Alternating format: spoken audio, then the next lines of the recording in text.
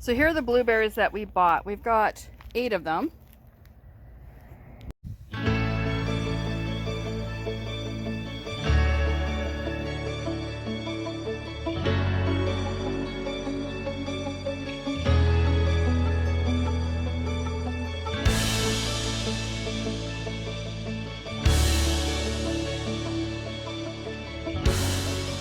Here are the barrels that I bought that I'm going to plant the blueberries in.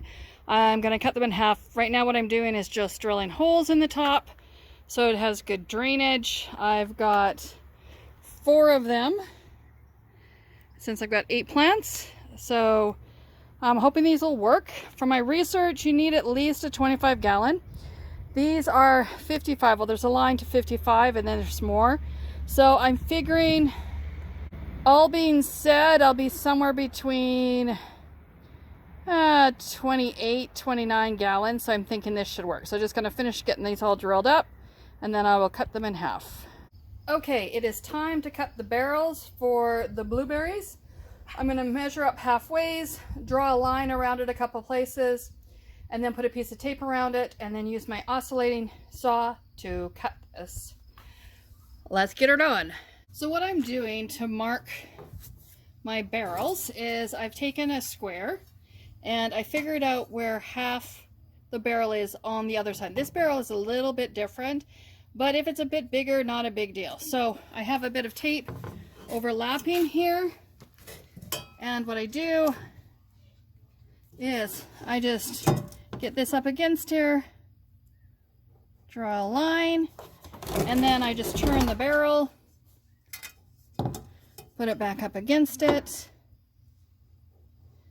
and I do this all the way around the barrel. So then I've got my measurement, and like this one's real nice. So this one's going to be like about 35 both sides of it. So I'm going to continue doing that around and then show you how I masking tape it up. Okay, so I just realized something on this barrel because it's different than the rest. It actually has a center line. So I'm just going to use that, go around it, put the masking tape on. So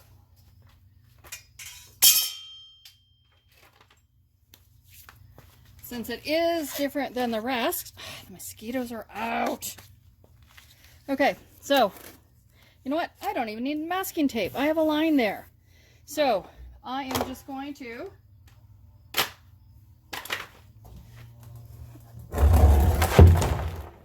lay it down.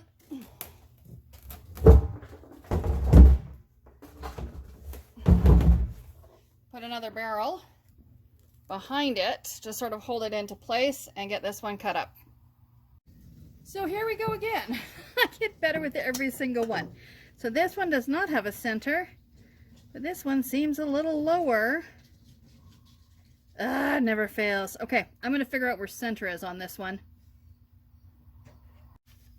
So I'm going to take off my tape and start this one over a bit. Okay, so tape is off, and I'm going to lay that right where it is, and then put this up. Whoops, it's stuck together. Need to get in there. Okay, so again, it's stuck together. We're gonna put the pen down. This is where I think 2 hands would work better than 2 pairs of hands. Okay, let's try it again. Okay, so I've got it lined up there. Good. Maybe up just a little bit. And there we go. Okay. I was just putting it all into place off camera. And we'll do this one again just because it's all higher than the mark. Okay, so I turn it around, stand it up straight. Oops, don't want to be too far. Mark it again. I mean, it doesn't need to be perfect. I'm going to actually bury them partway into the ground, and it's on a hillside, so every one of them is going to end up at a different height anyhow. but I want to be sure I got my 25 or more gallons for my blueberries. Oh yeah, and I got a truckload. Right now the back of my truck is full of peat and mushroom manure, and I bought a couple bales of peat moss as well to mix in, because it doesn't seem to have quite as much peat moss as I want. And I remember when I used to go pick blueberries in Richmond, BC, in the lower mainland, just outside of Vancouver, BC, the ground is really spongy. I mean, it's just all bogs. And so I'm trying to get as much of that as possible. And then I've also bought the Azalea rhododendron fertilizer, slow release. Didn't have any blueberry, so we will go with that for those acid loving plants. And I'm just hoping it works. Everybody that I talk to around here that's tried growing blueberries is in about 3-4 years. Their blueberries are getting worse and worse, but they've all planted it in the ground, amended the soil. But from what my research tells me is amending the soil is only going to work for a couple years, and then it just sucks in all the good stuff gets sucked into the ground around it. And here we have very clay, almost concrete type. Okay, so I've got them all the way around, and now I'm going to put my masking tape on it.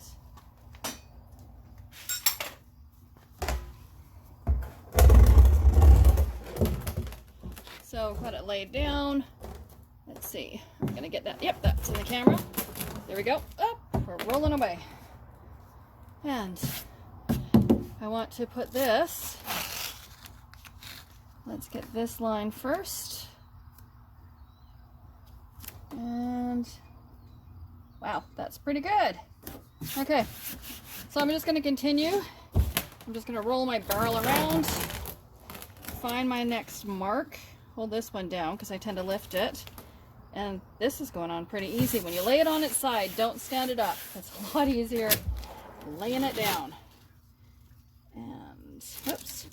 And sometimes you do have to lift it up a few times to hit your mark. Okay, so I'm going to finish this and then I'll show you the next step. Okay, so I've got it all joined up and it lined up pretty good all the way around. So let's just get this thing cut and I will try to show you what I'm doing with it. I just got to unplug my sander and get my oscillator plugged in. And every one you do, you get better at it.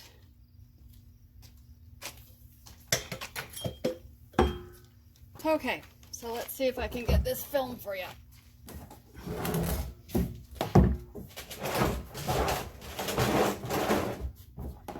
Just put the barrels behind. Oops, it's on my foot. Okay, so I'm going to put my mask on. Hopefully you can hear. And if it's too noisy, then I will just do a voiceover.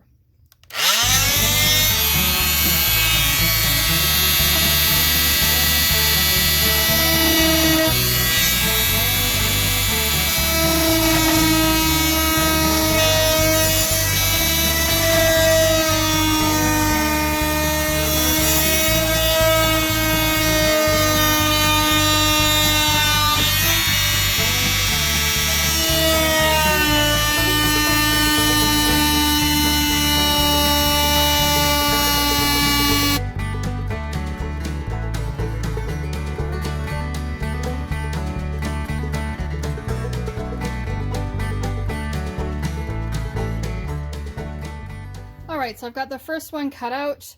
You can see that the edges are a little rough on them. I'm actually going to try and sand them. We'll see how that works. I'm not sure how this will work on plastic, so let's try that.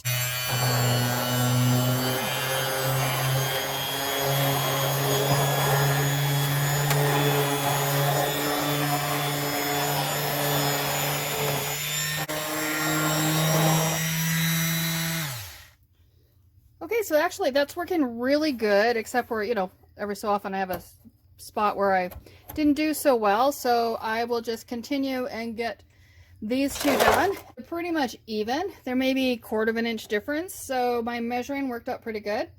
So let's just get these two done. I have 3 more barrels to go. So where I have some of my rougher cuts that you can see right here, I'm just taking an X-Acto knife and it takes it off really nice. So I'm just doing some cleanup with that, and then I will get back in there with my sander and finish them up. So I'm happy with how it's coming along. Now what I've also gotten is I've grabbed a file, and it's working pretty good. It's really giving it a nice rounded edge. So I've sanded them, and now I'm taking the file to them, and then these two are almost done. So as you do this, you get better and better at it. So what I'm finding, oh, and just so you know, I have put a mask on because I got all this plastic stuff flying around and I don't want to breathe it in. So let's just turn this. So here's my line, and what I'm trying to do is just keep this along here till it goes through and just continue on all the way around. And I'm finding I'm getting a much better cut. So let's see what this one's like when I get done. So it's the next night, and now we have rain. We had beautiful sunshine this morning, and then it clouded over all day, which was nice because it was a bit cooler, so not working out in the yard it wasn't quite so hot. But don't know if you can see the raindrops.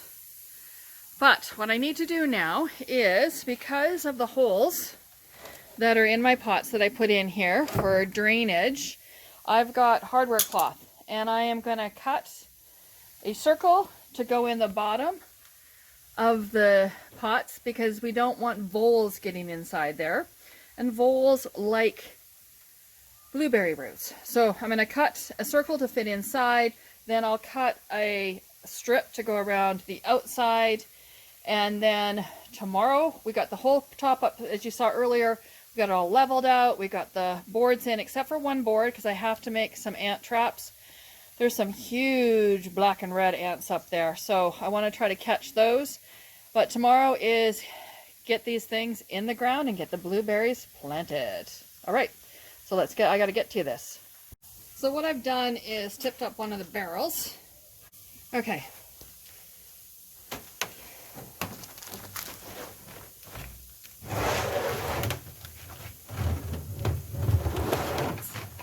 Turn this so that you can see it better. So I'm just going to measure it to where it needs to be cut so that it will cover all those lovely little holes. And I think that's my row right there. And then I'm just going to start cutting from the end.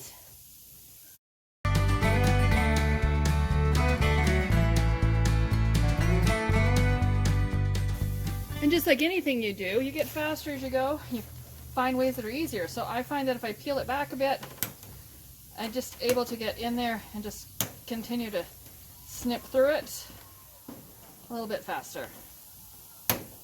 Oh, I got two. That I can actually get 2 at a time. That goes faster. Tonight I put mosquito repellent on because we've had such a wet, rainy season that all the water sources around here are full. Many years ago, when I was in college, I actually did research with mosquitoes. And when you get deeper water, or your ponds and stuff that get deeper, they go higher up your grasses and everything else, and mosquitoes will have laid eggs on there. And so for a few years, those eggs may not have hatched because the water levels of the water were lower. And so this year, with more water, means we have more mosquitoes. Okay, I'll just keep working on this. Okay, so I've got the first piece cut out, and I'll show you in a minute how I actually did that. So what I'm going to do now is flip the tub over, and let's see if it actually fits. All right, Going in. Oh wow, that worked. Ha! Let's turn it that way if it's going to flip. Perfect. And when I put the dirt in, it'll hold it down. I'll just have to cut the one to go around it. But I have 7 more to go. All right, I'll show you when I get, well actually I'll show you how when I get to the next corner, I'll show you how I'm cutting the corner off, and I'm gonna get working on the next one. All right, couldn't find my wire snips, but I found a pair of scissors. And they actually work. If you get them in there, don't poke yourself. You can get several cut at once. So I'm going to continue with this one that way, and just happy it works. You get to learn by my mistakes and triumphs. Morning everybody, it's the next day and it is June 22nd. And I'm back out here with the pots. Let's just take a look at them and what my next steps are. It took me 2 hours last night to get the circles cut out, and so now we're going to do the sides.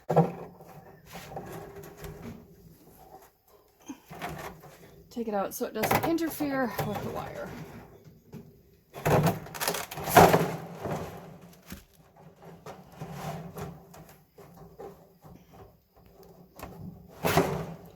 So all I'm going to do is unwrap it so I can figure out how much I need to go around, and then I'm going to give it a little room, a little length on the side here to make sure that it overlaps. So got that figured out, and now I'm just going to do my first cut.